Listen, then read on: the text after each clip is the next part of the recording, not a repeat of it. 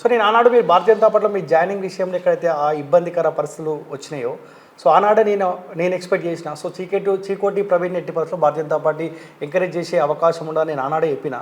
So అటువంటి పరిస్థితులు ఏమైనా కనిపిస్తా ఉన్నాయా? అట్లేం లేదు. ఎంకరేజ్ ఇప్పుడు ఆ రోజు కమ్యూనికేషన్ ప్రాబ్లం అయినందుకు తీసుకోలేదు పార్టీలో. తర్వాత వాళ్ళే పిలిచి తీసుకున్నారు కదా, ఎందుకంటే చీకోటి సేవలు అవసరం, పార్టీకి కూడా చీకోటి సేవలు అవసరం, చీకోటికి కూడా పార్టీ అవసరం. సో సైమల్టేనియస్లీ ఇద్దరికి అడ్వాంటేజే కాబట్టి నేను ఒక అసెట్నే భావిస్తాను నేను పార్టీకి. ఎందుకంటే సంతోషంగానే ఉన్నారు, హ్యాపీగా ఉన్నా. నేను పదవులు ఇంకా పాకులాడేటోటి కాదు. నేను నాకు నా హిందుత్వాన్ని కాపాడుకోవాలంటే నాకు ఒక పార్టీ సపోర్ట్ కావాలి కాబట్టి ముఖ్యంగా ఉన్నా. నా టార్గెట్ మొత్తం బీఆర్ఎస్ ఉండే ఇంతకుముందు, ఇప్పుడు కూడా బీఆర్ఎస్, ఫ్యూచర్ కూడా నా టార్గెట్ బీఆర్ఎస్. అయిపోయిన పార్టీ గురించి ఇంకా ఏముందా? అయిపోయింది కానీ ఎట్లా అంటే చెట్టును నరకోదు, కుక్కటి వేళ్ళతో తీసేయాలి. ఇవాళ బీఆర్ఎస్ని మేము కుక్కటి వేళ్ళతో తీసేస్తాం. ఓకే, ఇవాళ బీఆర్ఎస్ పరిస్థితి ఎంత దయనీయ స్థితిలో ఉందో అందరు చూస్తూనే ఉన్నారు. కనీసం పార్లమెంట్లో 10 సీట్లు వస్తాయని చెప్పి కేసీఆర్ డబ్బా కొట్టుకున్నాడు, ఒక్క సీటే గెలిచే పరిస్థితి లేదు. వరస్ట్ సిచ్యువేషన్లో బీఆర్ఎస్ పార్టీ ఉంది. ఇవాళ బీఆర్ఎస్ పార్టీ వాళ్ళు పేరు మార్చుకుంటే బాగుపడతారు. ఇంతకుముందు టీఆర్ఎస్ ఉన్నప్పుడు అయిపోండే కదా, ఇలా బీఆర్ఎస్ ఏది. నేను చెప్తున్నా వాళ్ళకి, బీఆర్ఎస్ వాళ్ళకి డిఆర్ఎస్ అని పెట్టుకోండి. అంటే డిఆర్ఎస్ అంటే దారుసలాం రాష్ట్ర సమితి. పొద్దున్న లేవంగానే ఓవైసీ సంకల్ నాకేటోళ్ళు కదా, వాళ్ళ హెడ్ ఆఫీస్ ఆడనే కదా. సో వీళ్ళు డిఆర్ఎస్ అని పెట్టుకుంటే కనీసం ఆ ఉనికినన్నా కాపాడుకుంటారు. ఇవాళ బీఆర్ఎస్ పరిస్థితి ఏంటంటే ఎంఐఎంలో పోయి విలీనం అయితే వాళ్ళ ఉనికిని కాపాడుకునే పరిస్థితి ఉంది. అంత వరస్ట్ ఉంది, ప్రజలలో నమ్మకం కోల్పోయారు. ఎవరైనా ఇప్పుడు 10 ఏళ్ళు చాలా భరించారు ప్రజలు, ఎన్ని స్కాములు చేసినా భరించారు. ఇవాళ అన్ని బయటపడ్డాయి. ఇప్పుడు గొర్రెలది కూడా స్కామ్ బయటకు వస్తుంది. మరి వీళ్ళు కాంగ్రెస్ ప్రభుత్వం మరి ఈడికే ఆపుతారా, జర షో ఆఫ్ చేసి ఆపుతారా, లేదా దీన్ని గట్టిగా బయటికి తీసి మరి తగిన చర్యలు తీసుకుంటారు అనేది వేచి చూడాల్సిన అవసరం. సో మీ కనుసన్నలో పనిచేసే దర్యాప్తు సంస్థలు ఈడీ ఎంట్రీ ఇచ్చారు. మా కనుసన్నలో ఏ దర్యాప్తు సంస్థలు పనిచేయి, వాటికి స్వతంత్రంగా వాళ్ళ పని వాళ్ళు చేసుకుంటూ పోతారు. సో ఇవాళ ఈడీ ఇన్వాల్వ్ అయింది కాబట్టి చూడాలి మరి వాళ్ళు.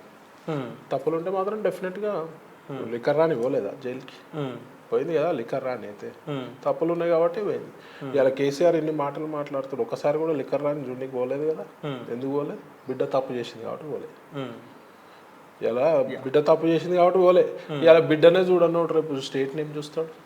ఇలా ఉద్యమకారులు అందరినీ కూడా ఇవాళ తొక్కి పడేసిన గవర్నమెంట్ ఏదైనా పార్టీ ఉందంటే బీఆర్ఎస్ పార్టీ. దాని ఊపిరే ఉద్యమకారులు. ఇలా నేను తెచ్చిన తెలంగాణ నేను తెచ్చిన అంటే కుదరదు. ఇవాళ ఎంతోమంది ఉద్యమకారులు ఎంతోమంది ప్రాణాలు అర్పించి ఇవాళ తెలంగాణ రాష్ట్రం తెచ్చిన. ఇవాళ ఏదో చెప్తాడు ఈయన నేను తెలంగాణకు మహాత్మా గాంధీ అని చెప్పి, అంత సీన్ లేదు ఆడ.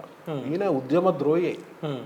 ఇవాళ ఉద్యమకారులు అందరినీ పక్కకు తరిమేసి ఉద్యమ ద్రోహులను అందరినీ కూడా ఎమ్మెల్యే పదవులు ఇచ్చిండు, వాళ్ళ గవర్నమెంట్లో మంత్రి పదవులు ఇచ్చిండు, చైర్మన్లు ఇచ్చిండు, ఎమ్మెల్సీలు ఇచ్చిండు.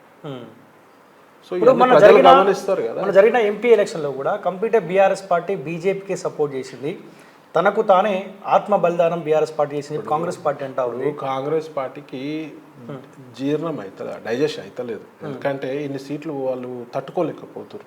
ఇవాళ కేంద్రంలో అంటే కాంగ్రెస్ హైకమాండ్ దృష్టిలో రేవంత్ రెడ్డి గారు హీరో. ఇవాళ రేవంత్ రెడ్డి గారు ఓన్లీ 8 సీట్లతో వాళ్ళు 14 సీట్లు ఎక్స్పెక్ట్ చేసారు. తగ్గిపోయే వరకు ఇక వాళ్ళకి ఏం చేయాలో తోచలేదు. తోచక వీళ్ళ మీద ఇష్టం వచ్చినట్టు మా మీద మాట్లాడతారు. ఇంతకుముందు కూడా అసెంబ్లీ ఎలక్షన్ లాగా అదే అనుకుంటా వేరు, కవితను అరెస్ట్ చేయలే, బీఆర్ఎస్ ఒకటే బీజేపీ ఒకటే. ఇవాళ బీఆర్ఎస్ బీజేపీ ఒకటైతే మరి కవిత అరెస్ట్ ఎందుకు అవుతుంది? కానీ మా ప్రమేయం ఉండదు ఈడీలో అప్పుడే అరెస్ట్ చేస్తే చాలా మంది చెప్పారు 30 సీట్లు 40 సీట్లు బీజేపీకి వస్తుండే. ఒకవేళ ఈడీ మా కొనసాగలలో పనిచేస్తే అప్పుడే అరెస్ట్ చేస్తుంటాం కదా. ఇలా స్టేట్ గవర్నమెంట్ వచ్చే పరిస్థితి ఉండే, స్టేట్లో గవర్నమెంట్ వచ్చే పరిస్థితి ఉండే. ఇలా మా చేతిలో ఏమున్నది అది. సో వీళ్ళు ఏంది తట్టుకోలేక బురద తల్లే ప్రయత్నం చేస్తారు. ఇక్కడ కాంగ్రెస్ పార్టీ ఓట్ బ్యాంక్ వాళ్ళు కాపాడుకుంటూ వచ్చినారు, ఇక్కడ బీఆర్ఎస్ పార్టీ ఓట్ బ్యాంక్ మొత్తం బీజేపీ వైపు వచ్చింది. ప్రజలు ఇప్పుడు బీఆర్ఎస్ని విశ్వసించే పరిస్థితిలో లేరు ప్రజలు. ఇవాళ కాంగ్రెస్ వాళ్ళు కూడా ఇవాళ మోదీ గారు సెంట్రల్లో కావాలని చెప్పి ఇవాళ కాంగ్రెస్ వాళ్ళు కూడా దునియా మంది ఇవాళ క్రాస్ ఓటింగ్ చేసిరు. ఎందుకంటే దేశం ఒక సురక్షితంగా ఉండాలంటే బీజేపీ ప్రభుత్వం ఉండాలి, మోదీ గారి నాయకత్వంలో ఉండాలి. అంతేగాని బీఆర్ఎస్ పార్టీ తోటి ఎందుకు ఉంటుంది? మాకు అసలు ఎంఐఎం సంఖ్యలు నాకతోళ్ళతో మాకు వాడనే వాడదు. మాకేం పని వాళ్ళతోటి, మాకేం పని వాళ్ళతో, మాకు అవసరమే లేదు. ఆ మునిగిపోయింది, ఆ నావ మునిగిపోయింది. దానికి ఎవరు లైఫ్ బోట్లు కూడా వేసే పరిస్థితిలో లేరు. ఎందుకంటే విచ్చలవిడితనంగా ఇట్లా ఒక హిట్లర్ పాలన, కళ్ళు నెత్తిలెక్కి ఎన్ని స్కాములు చేసిరు ఇవాళ, ఎన్ని స్కాములు చేసిరు. ఇప్పుడు ఫోన్ ట్యాపింగ్ చూడండి ఎన్ని అయితే, అదొకటే లైవ్ ఎగ్జాంపుల్ చాలు కదా. జనాలు కూడా భరించారు 10 ఏళ్ళు. లాస్ట్ టైమే వాళ్ళు ఓడిపోవాలి, యాక్చువల్గా 5 years బ్యాకే ఓడిపోవాలి. ఏంటంటే కొత్త రాష్ట్రము, ఇంకొక అవకాశం ఇవ్వాలి అని చెప్పి ఈ కేసీఆర్ మాయమాటలు నమ్మి ప్రజలు మోసపోయినారు. ఇవాళ సేమ్ కాంగ్రెస్ పార్టీ మాయమాటలు నమ్మి మళ్ళీ ప్రజలు మోసపోతున్నారు. ఎంతసేపు ప్రజలే మోసపోతున్నారు.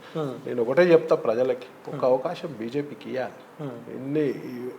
కాంగ్రెస్ ఇన్నేళ్ళు పాలించింది, బీఆర్ఎస్ 10 ఏళ్ళు పాలించింది. ఒక అవకాశం ఇచ్చి చూడండి, మీరు నచ్చకపోతే మళ్ళీ మీరే దింపుతారు కదా. ఒక అవకాశం ఇవ్వాలి. సో డెఫినెట్గా మున్ముందు ఈ రాష్ట్రం కాషాయమయం కాబోతుంది.